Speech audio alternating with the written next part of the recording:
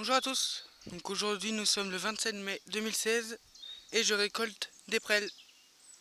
Voilà, donc c'est une plante sauvage qui a de nombreuses vertus.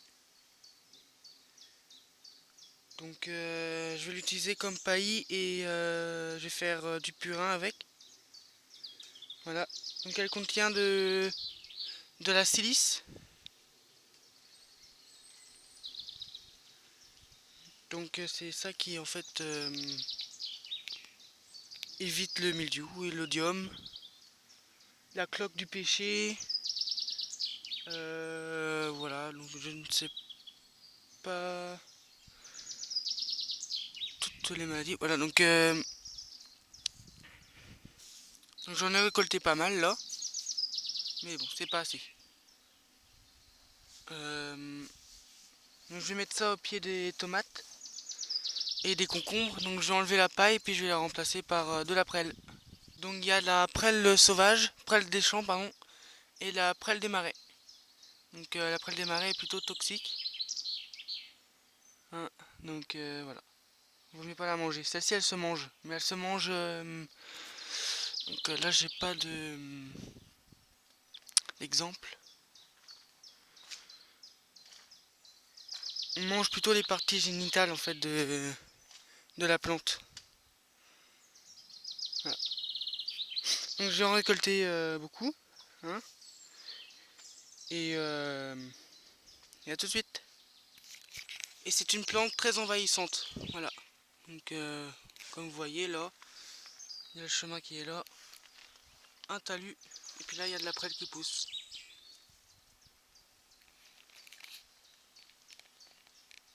Donc voilà. Donc surtout ne pas mettre ça en terre. Enfin après vous faites ce que vous voulez, mais c'est une plante très très envahissante. Tout comme la consoude. Là. Donc moi je la mettrais plus en pot. Hein. Comme ça il n'y a pas de risque qu'elle envahisse mon jardin.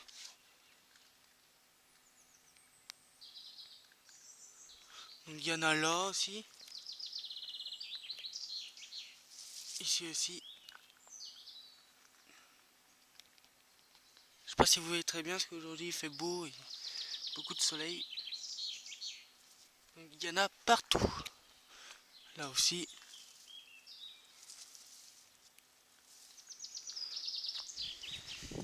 Mais c'est une merveilleuse plante. Donc on peut se soigner avec, mais bon ça c'est une autre chose. Voilà.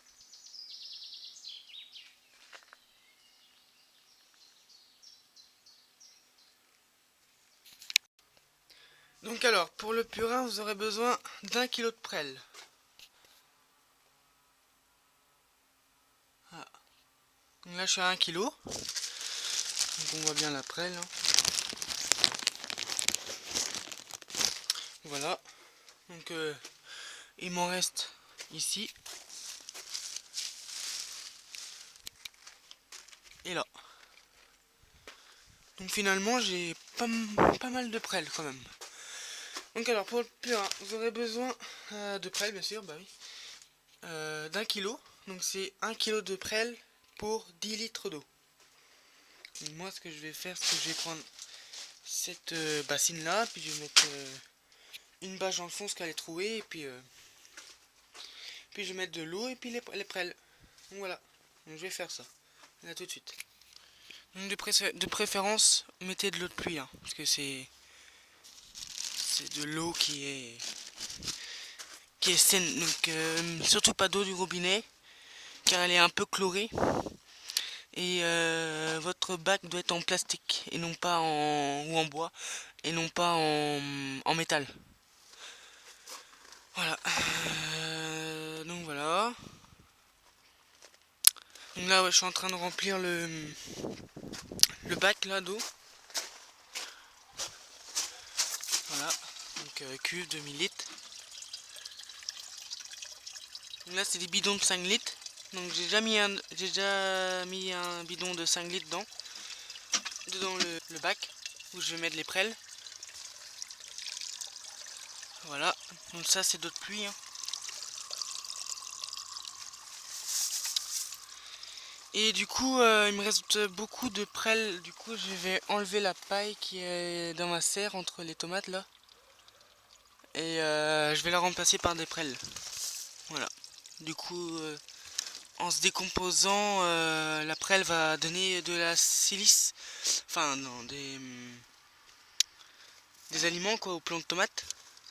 Et, et du coup, je pense qu'il n'y aura pas de mildiou. Vu que la prêle répulse le mildiou. Voilà. Tous les petits champignons comme ça. Et ça désinfecte tout en fait, tout votre sol. Donc là je suis bientôt à 5 litres. Voilà. Hops. Punaise.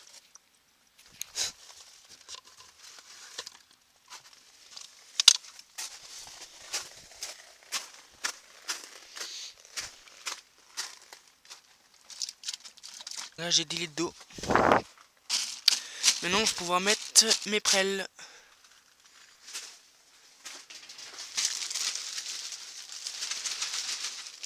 Voilà.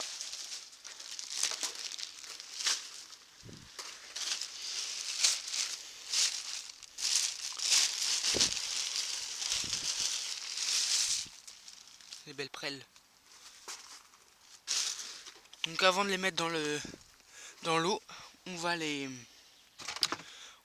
comment les hacher grossièrement.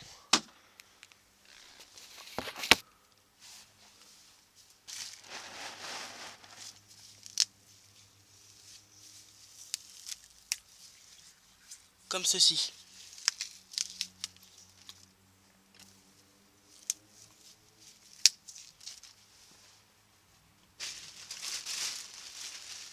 J'ai haché grossièrement les prêles.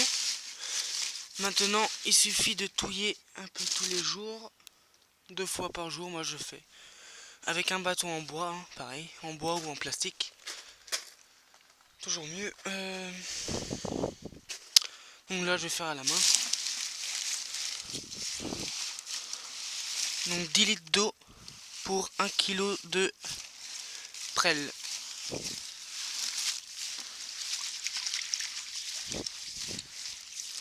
D'eau de pluie, hein. Avec un bac en plastique. Voilà. Et on laisse macérer 2 semaines. Ensuite, dans 2-3 jours, vous allez voir de la mousse, des bulles, apparaître en surface. Donc ça veut dire que la fermentation est en train de se faire. Voilà.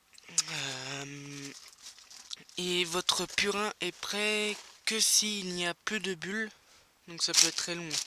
Ça dépend du temps. Si le temps est chaud, ensoleillé, comme ça, ben le purin va se faire plus rapidement. Ou s'il est temps pluvieux ou où il fait froid et tout, ça va être plus lentement. Voilà.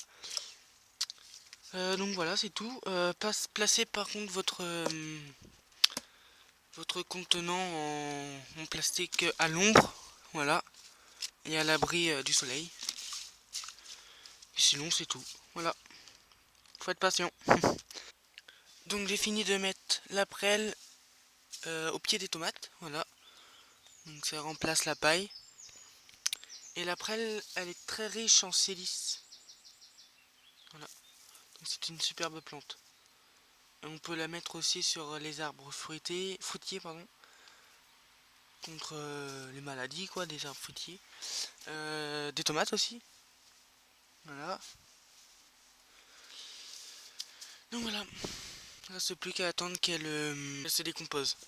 Voilà. Donc ça va apporter de la silice au sol. Comme ça va éviter le mildiou. Voilà. On peut y mettre des capucines aussi, ça évite le mildiou. Capucines, quoi d'autre, l'œillet d'Inde aussi, enfin il y a plein de trucs comme ça. J'ai pas tout en tête. Donc ça va apporter de la silice au sol pardon, et ça va désinfecter un petit peu quand même, ça, comme ça. Un petit peu. Donc je vais mettre du purin de prêle sur les tomates en pulvérisation. Donc c'est 1 litre de purin pour 10 litres d'eau. Voilà. Donc je mettrai ça sur les tomates.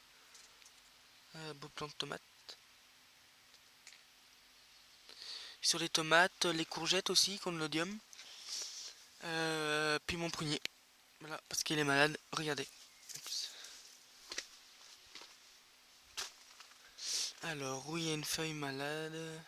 Ici par exemple.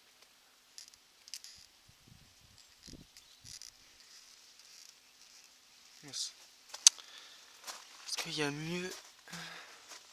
Là, il y a mieux, regardez.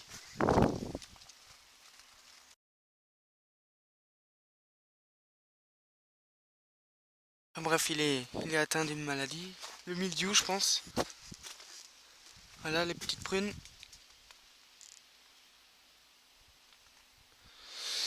Voilà, la lavande va bientôt fleurir aussi. Donc, il y a les œillets d'Inde aussi. Hein. Voilà, contre le mildiou. Enfin, bref, voilà. Et on peut mettre aussi du purin de prêle, comme ça. On peut mettre du purin de prêle sur le sol aussi, ça va le désinfecter et puis ça va le revitaliser.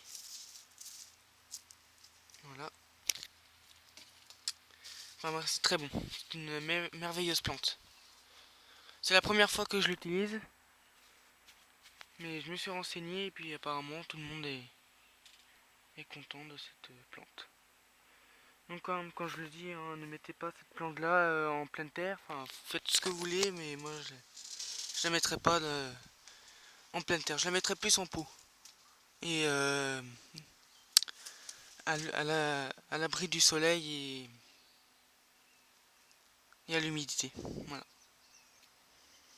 Sinon, tous les plants de tomates sont sains, les belles feuilles là, bien vertes.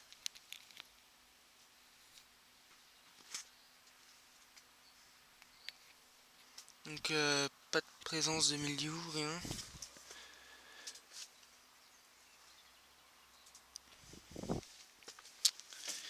Et je crois que j'ai une tomate.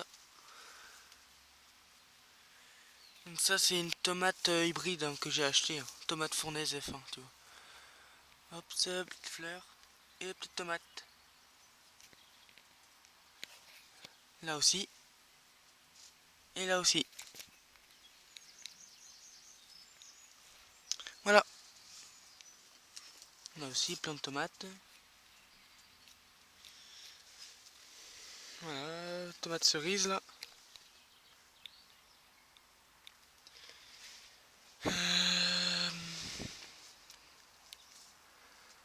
C'est tout. Voilà. Et finalement, j'ai placé mon purin de prêle dans un seau en plastique. Voilà, parce que j'ai trop peur que le sac poubelle que j'ai mis perce et puis par-dessus j'ai mis une vitre en verre. Donc ne pas oublier surtout de touiller un peu tous les jours. Hein, voilà. Puis si vous voyez des bulles, c'est dire que ou de la mousse, c'est dire que la fermentation débute. Voilà. Si vous en avez plus, et ben c'est dire que la macération, elle est, enfin, votre purin est prêt. Donc le purin de prêle se conserve quelques semaines, pas comme le purin d'ortie qui lui se conserve plusieurs années. Si on le met au bon endroit. Mais bon. Donc ici j'ai 11 litres de purin. Voilà. Donc il ne reste plus qu'à attendre. Il faut être patient. Et ben c'est tout pour aujourd'hui. Et je vous dis à bientôt pour d'autres vidéos. Allez, salut!